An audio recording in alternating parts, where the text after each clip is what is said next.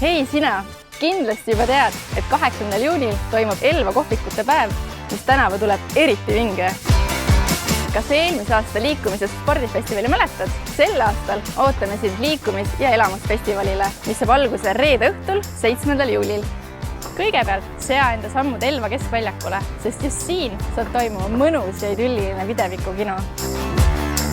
Enne, kui alustad laupäeva hommikul söögimaratoniga erinevates Elva kohvikutes, tule siia Arvi järve äärde ja teeme koos ühe virgutava hommikujooga.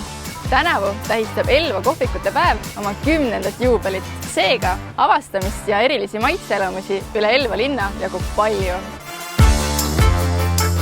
Kohvikute külastamise vahepeal tule veeda aktiivselt aega Arvi järve ümbruses, sest just siin saab olema elamuste rada. Kell 3 sea sammud lauluväljaku poole, sest siin saab kuulata põnevat ja harivat trepiseminari teemal harrastussport, elamused või kannatused. Kogu festivali info leiad sa mugavalt meie ürituse kodulehelt elamusfest.ee. Selleks, et ühele vingele päevale veel vingium punkt panna, ootame kõiki laupäeva õhtu kell 8 keskväljaku kontserdile, kus kultuurielamuse eest vastutab ansambel Lonitsera ning hiljem astub lavale küttebänd, keda kuuldes ei jää mitte keegi tantsuplatsilt kõrvale.